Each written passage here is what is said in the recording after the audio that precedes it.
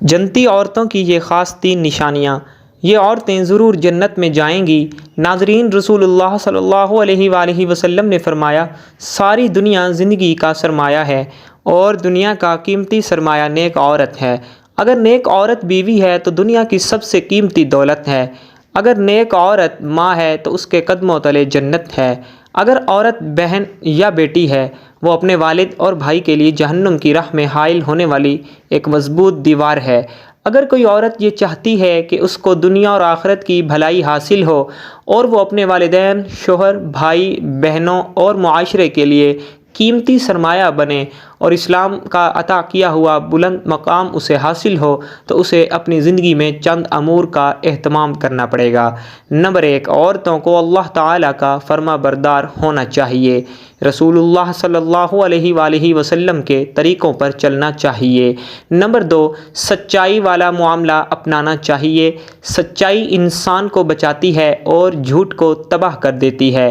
جھوٹ نفاق ڈالتا ہے اور سچائی نیکی اور جنت کی طرف لے کر جاتی ہے۔ نمبر 3، عورتوں کو چاہیے کہ وہ صبر کریں۔ صبر کرنے والی عورتیں جنتی ہیں۔ چھوٹی چھوٹی باتوں پر شکوہ نہیں کرنا چاہیے۔ عورتوں کو حضرت فاطمہ الزہرا رضی اللہ تعالیٰ عنہا کی زندگی سے سبق حاصل کرنا چاہیے۔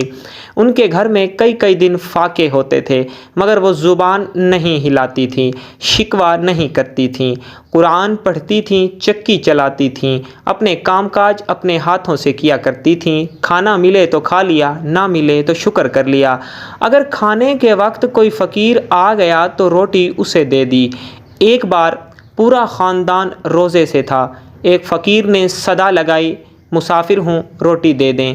حضرت علی رضی اللہ تعالیٰ عنہ نے اپنی روٹی اٹھائی اور اپنے بڑے بیٹے حضرت حسن رضی اللہ تعالیٰ عنہ کو دی کہ جاؤ بیٹا، یہ روٹی سائل کو دے کر آ جاؤ۔ حضرت حسن رضی اللہ تعالیٰ عنہ نے کہا، بابا اجازت ہو تو میں بھی اپنی روٹی فقیر کو دے آؤں۔ حضرت علی رضی اللہ تعالیٰ عنہ نے فرمایا، کیوں نہیں۔ حضرت حسن رضی اللہ تعالیٰ عنہ دونوں روٹیاں لے کر جانے لگے تو حضرت حسین رضی اللہ تعالیٰ عنہ نے بھی اپنی روٹی بھائی کو دی اور کہا، بھائی میری روٹی بھی سائل کو دے آئیں۔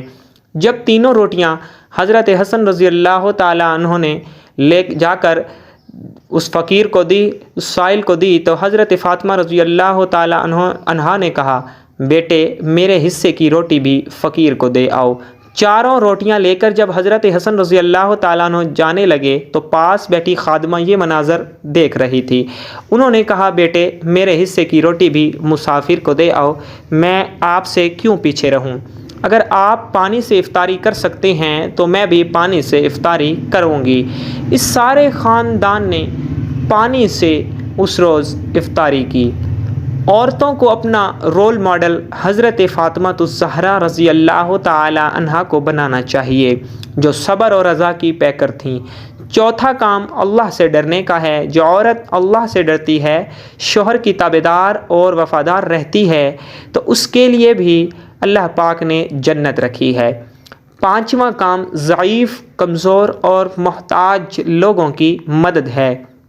جو عورت یہ کام کرتی ہے وہ بھی جنتی ہے۔ رسول اللہ صلی اللہ علیہ وآلہ وسلم نے فرمایا، 7 قسم کے لوگوں کو اللہ تعالیٰ اپنے عرش تلے سایہ دے گا جس دن اس کے سائے کے سوا کوئی سایہ نہ ہوگا۔ ان میں سے ایک وہ ہے جو صدقہ دیتا ہے، لیکن اس طرح پوشیدہ طور پر کہ دائیں ہاتھ کے خرچ کی بائیں ہاتھ کو خبر بھی نہیں لگتی۔ چھٹا کام روزوں کا اہتمام ہے۔ روزے بدن کی زکوٰۃ ہے۔ روزے انسان کو پاک و صاف کر دیتے ہیں۔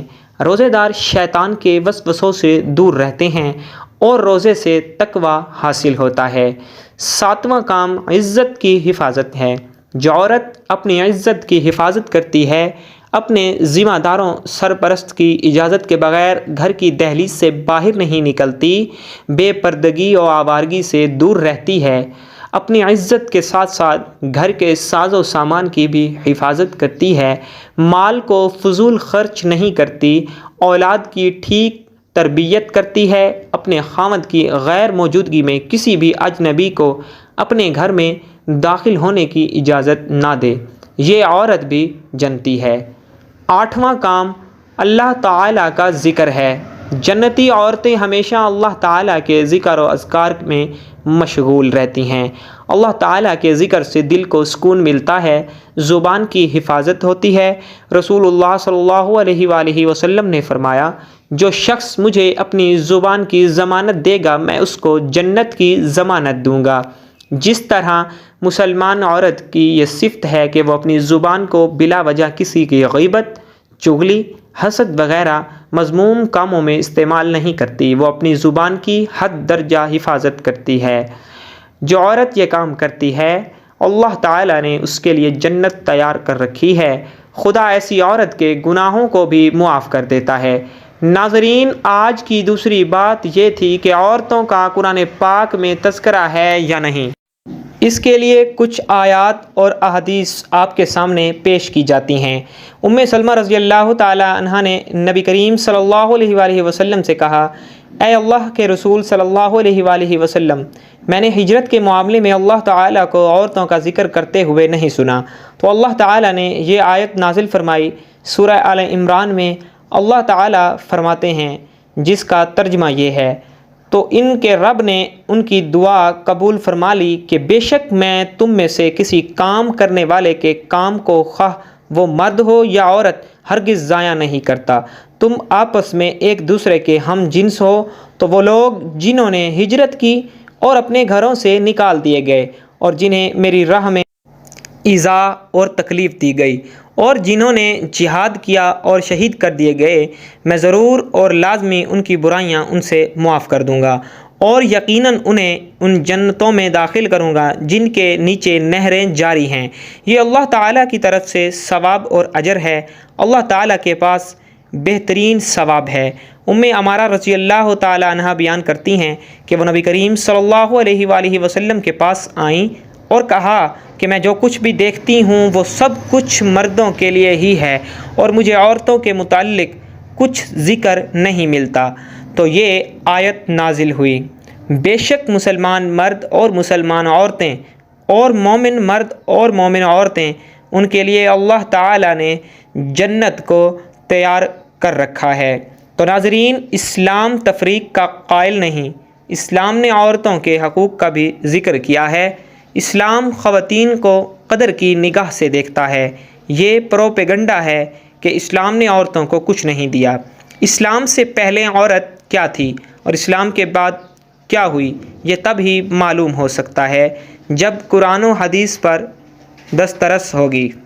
اللہ تعالی ہم سب کو نیک بنائے اور مسلمان خواتین کو نیک کاموں کی توفیق عطا فرمائے اور ان کی عزت اور آبرو کی حفاظت کرے، آمین ثم آمین۔ ناظرین، کمنٹ باکس میں ایک بار اللہ تعالیٰ کے اور اللہ کے پیارے محبوب صلی اللہ علیہ وآلہ وسلم کے 99 ناموں میں سے ایک نام کو ضرور ٹائپ کیجیے گا۔ والسلام۔